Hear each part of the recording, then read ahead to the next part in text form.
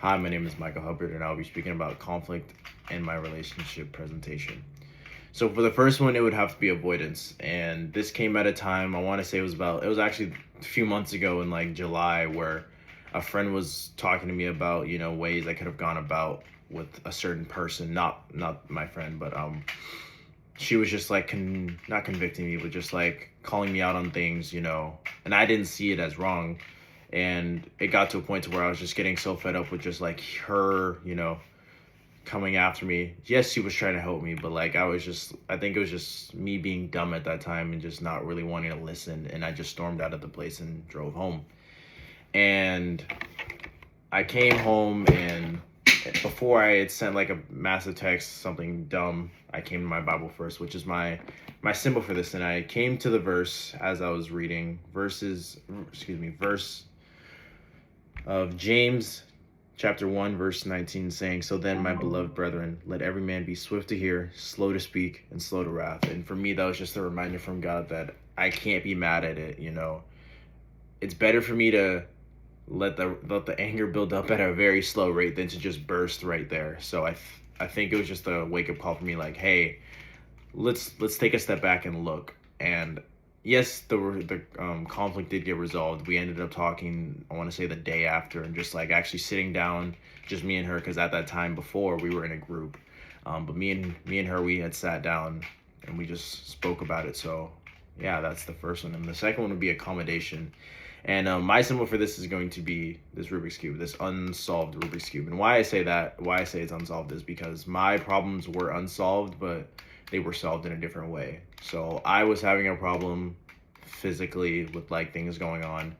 My friend was also having a problem physically, and his were a lot more like serious. And I had looked at like looking back at it, it was so dumb on my part, but he was dealing with some stuff that he needed my help on, and I was dealing with problems that were like comfort problems that were nothing.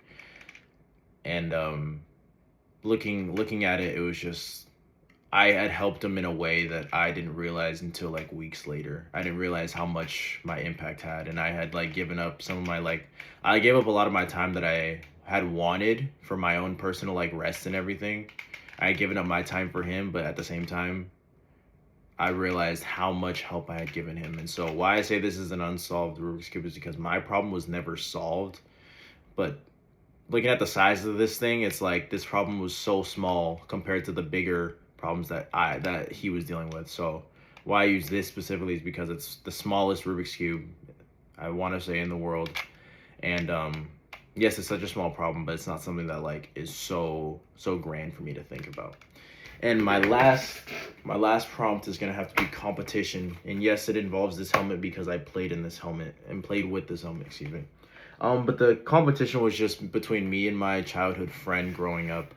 We had always talked about playing together for the same high school team, and that did not happen because I had moved to Fullerton and then moved back to Cyprus. And I had come back in like 8th grade, and I didn't know where he was. I didn't know he played for my rival school until I saw him my senior year, because we both didn't play our first 3 years of high school.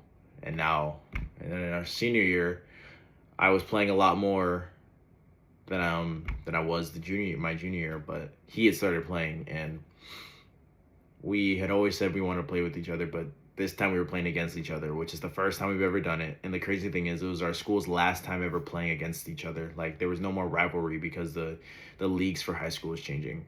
And we ended up winning. I had made a great play, and then we ended up scoring the play after. And one thing I'm glad is that even though he had lost the game, we never lost our friendship. We never like, because I know I've seen it before where some people have gotten like very bitter at losing to their friend, but I think it was great because we just saw like, hey, the things we had talked about was coming together in the end. And it didn't come together in the way that we expected, but it came together at the end of it. So I think that was a really big blessing for our friendship. And yeah, that's my presentation. So I want to say thank you.